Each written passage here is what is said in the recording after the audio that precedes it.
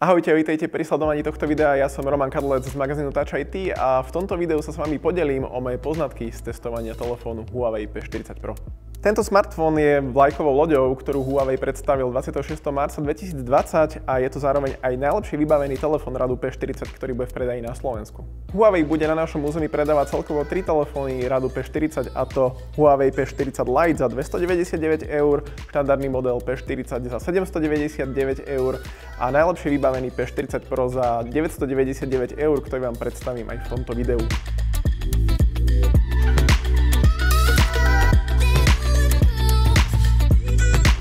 Okrem tejto trojice by mal existovať aj telefón P40 Pro Plus, ale ten nebude v predaji na Slovensku, takže ak hľadáte najlepšie vybavenú P40, ktorú si kúpite aj u nás, tak je to práve P40 Pro.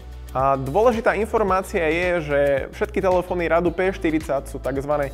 HMS telefóny. Znamená to, že nemajú predinštalované Google služby, ale Huawei služby a aj tomuto sa budem venovať v tomto videu. Počas uplynulého roka som používal Huawei P30 Pro, na niekoľko týždňov som si vyskúšal aj Mate 30 Pro a pri testovaní Huawei P40 Pro som si všimol niekoľko vylepšení v porovnaní s oboma telefónmi. Začnem dizajnom, ktorý dnes už asi nikoho neprekvapí. Prakticky celú prednú stranu pokrýva 6,58 palcový zaoblený OLED displej s rozlíšením 2640 na 1200 pixelov a obnovovacou frekvenciou 90 Hz. V prípade potreby si môžete znížiť rozlíšenie displeja a aj frekvenciu na 60 Hz. 90 Hz frekvencia pôsobí plynulejšie, avšak vybíja o trošku rýchlejšie batériu. Na prvý pohľad som si tiež všimol rozdiel v kvalite displeja medzi P30 a P40 Pro a môžem povedať, že ten P40 Pro je skutočne špičkový.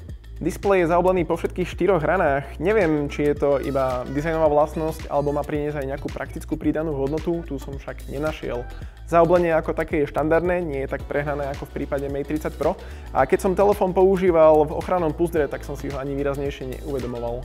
V displeji sa nachádza aj duálna predná kamera, ktorá pozostáva z 32 megapixelového fotoaparátu a TOF senzora na meranie hĺbky. Vďaka tomu je odomykanie tvárov pohodlnejšie, rýchlejšie a bezpečnejšie a telefón sa nebude v noci rozsvecovať, aby osvetlil vašu tvár, čo bola jedna z vecí, ktorá mi vadila pri používaní P30 Pro.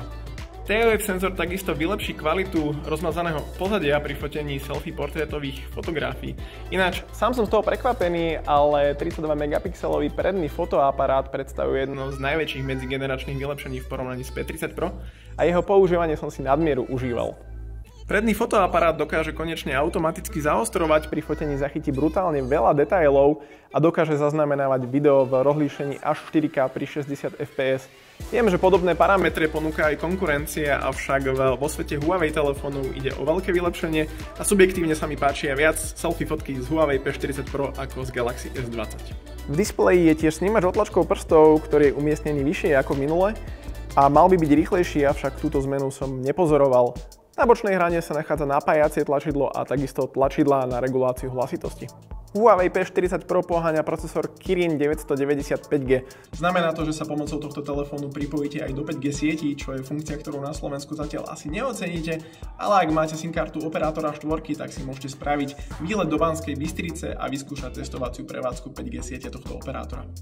Operačná pamäť má 8 GB RAM, úložisko má 256 GB, pričom je k dispozícii možnosť jeho rozšírenia cez nanopamäťovú kartu od Huawei. 4200 mAh batéria, považujem ju už za štandard a nie za veľkú batériu a reálne mi ponúkla približne 1 až 1,5 dňovú výdrž pri cirka 5-6 hodinách aktívneho používania telefónu. Ešte predtým, ako sa dostanem k zadnému fotoaparátu, ktorý je hlavným lákadlom tohto telefónu, vysvetlím, ako je to s Google a Huawei službami.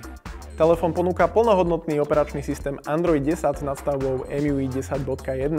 Namiesto obchodu Play a predinštalovaných Google aplikácií však v telefóne nájdete obchod Huawei App Gallery, z ktorého si môžete stiahovať ďalšie aplikácie.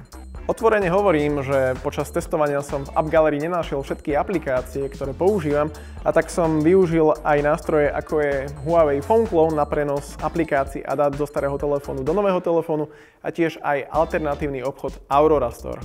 Tento obchod je alternatívnym klientom pre obchod Play a jeho používaním porušujete podmienky Google, takže sa do neho neprihlasujte pomocou vlastného účtu, ale anonymným, čo aplikácia umožňuje.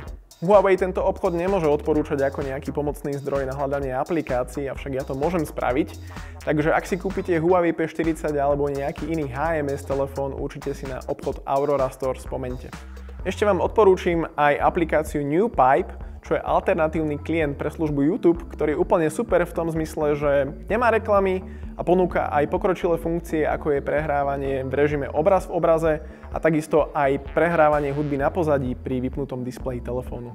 Priznám sa, že pri používaní Huawei Mate 30 Pro som sa do telefónu snažil nainštalovať aj Google služby.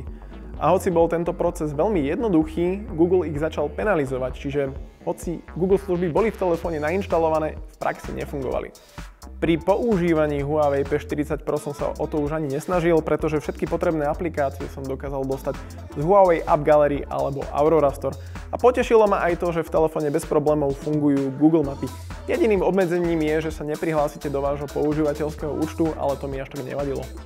Pri niektorých aplikáciách som musel hľadať alternatívy, ale vo výsledku jedinou funkciou, ktorú budem musieť oželieť, sú bezkontaktné platby telefónom cez Google Pay, čo je funkcia, ktorú aktuálne využívajú skoro všetky slovenské banky.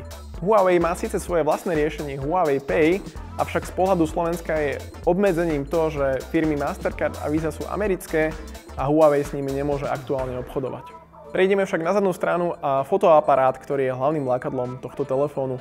Jeho konfigurácia sa v porovnaní s Huawei P30 Pro prakticky nezmenila, avšak už na prvý pohľad si všimnete iný dizajn, ktorý pôsobí naozaj luxusne a zamiloval som sa doň na prvý pohľad.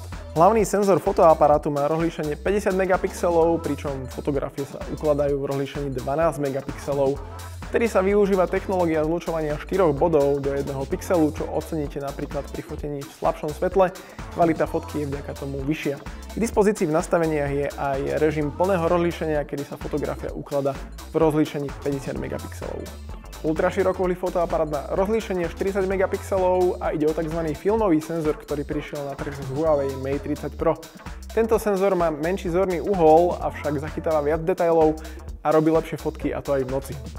Osobne som si tento fotoaparát veľmi obľúbil a fotil s ním častejšie ako s ultraširokouhlým fotoaparátom Huawei P30 Pro, ktorý bol podľa mňa určený iba na špecifické scény.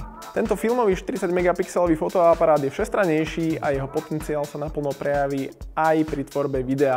Dovolím si povedať, že Huawei P40 Pro bude konečne ten telefón, ktorý dokážem naplno využiť aj na tvorbu redakčných videí na konferenciách alebo pri robení prvých dojmov z nových produktov v redakcii. Jednoducho P40 Pro ponúka konečne výrazne vyššiu kvalitu videa v porovnaní s P30 Pro a nie je to iba tým, že pribudol záznam videa aj v rozlíšení 4K pri 60 fps. Mimochodom, aj niektoré časti tejto videorecenzie sme zaznamenali priamo na Huawei P40 Pro v rozlíšení 4K pri 60 fps, a to na obej kamery, na prednú aj na zadnú. Posledným senzorom vo výbave je periskop s 5-násobným optickým priblížením. Huawei zvýšil jeho rozlíšenie z 8 megapixelov na 12 megapixelov a tiež zmenil aj typ senzoru, ktorý umožňuje zachytiť viac svetla. Počas testovania som okamžite videl rozdiel pri porovnávaní fotiek s 5-násobným optickým zoomom v prípade P30 Pro a P40 Pro, pretože fotky z P40 Pro mali viac detailov a najmä vernejšie podanie farieb pri priblížení. V prípade minuloročného telefónu pôsobili fotky trošku viac vyblednuto. Trojicu senzorov už tradične doplňa aj TOF senzor na meranie hĺbky, ktorý pomáha vytvoriť efekt rozmazaného pozadia vo vyššej kvalite. Huawei P40 Pro je skvelý telefón, ktorý vyniká najmä fotografickým hardverom. Lajkové lode od Huawei už tradične patria medzi špičku v mobilnej fotografii a novinka P40 Pro to iba potvrdzuje. Zároveň sa však zlepšila kvalita videa a to je fakt, ktorý ma teší asi najviac. Huawei vylepšil všetky senzory, najvýraznejšie rozdiely som si všimol pri používaní selfie kamery a tiež aj ultraširokouhlého fotoaparátu. Z hľadiska podania farieb a detailov sa to prejavuje aj pri periskope. Napriek špičkovému hardveru sa určite nájdú používatelia, ktorí budú váhať, či si kúpiť telefón bez Google služieb. Faktom je, že prechod na Huawei služby a vzdanie sa niektorých Google aplikácií bude vyžadovať drobné kompromisy, ale sám som bol prekvapený, ako som si rýchlo na tento prechod zvykol. Chýbali mi 1-2 aplikácie, avšak dá sa to, keď sa chce. Otázkou ostáva, či to budete chcieť aj vy. V rozhodovaní vám môže pomôcť aj môj článok, ktorý som na túto tému napísal na web touchit.sk, určite si ho prečítajte. Ja vám ďakujem za sledovanie tohto videa a dajte nám v komentári vedieť, či by ste si kúpili telefón bez Google služieb alebo nie, respektíve čo si myslíte, že by vám chýbalo. Ak sa vám páčila moja videorecenzia na Huawei P40 Pro, dajte nám like a takisto dajte aj odber, aby ste nezmeškali žiadne ďalšie videá z našej redakcie. Ja idem testovať ďalej a vidíme sa na budúce. Ahojte.